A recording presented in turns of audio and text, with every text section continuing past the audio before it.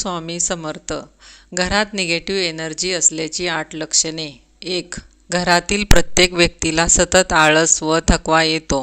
कोणत्याही कामात मन लागत नाही. शरीरात ऊर्जा म्हणजे एनर्जी नसल्यासारखं, गळून गेल्यासारखं वाटते. 2. मनात सतत वाईट विचार येतात. अनेकदा जीवन संपवावे असे वाटते. 3. घरात सतत तोटे आणि नुकसान होते. कोणत्याच कामात यश मिळत नाही. 4. घरातील साहित्य सतत तुटफूट. टीव्ही, फ्रीज, वॉशिंग मशीन, मिक्सरची इलेक्ट्रॉनिक साधने वारंवार खराब होतात. 5. घरातील व्यक्ती सतत आजारी पडतात. हे आजारपण औषध उपचार घेऊन सुद्धा लवकर बरे होत नाहीत.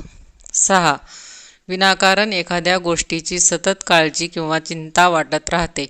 पुढे जाऊन त्याचे रूपांतर डिप्रेशनमध्ये होते. 7.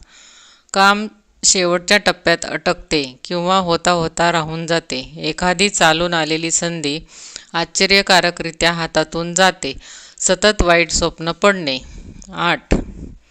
घरात कुणीतरी असल्याचा भास होणे.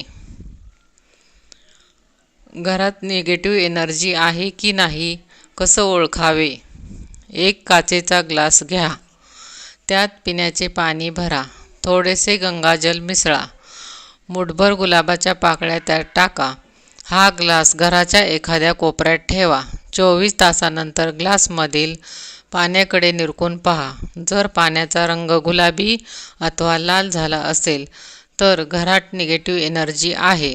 पाण्याचा रंग जितका गडद असेल तितकी निगेटिव्ह एनर्जी जास्त आहे आणि रंग न बदलल्यास कारणे वेगळी असू शकतात. निगेटिव्ह एनर्जी घालवण्याचे उपाय. 1. घराचा मुख्य दरवाजा नेहमी स्वच्छ ठेवा.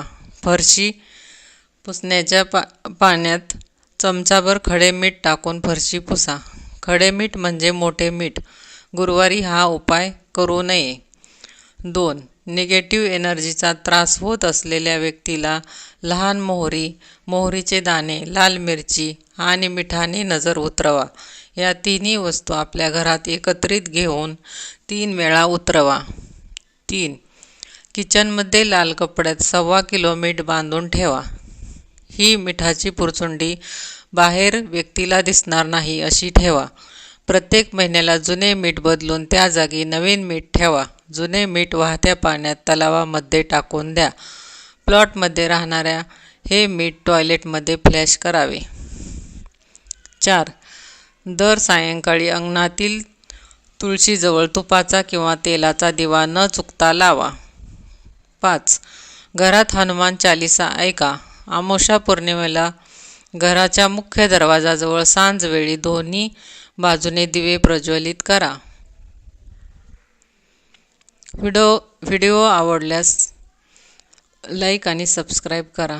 श्री स्वामी समर्थ.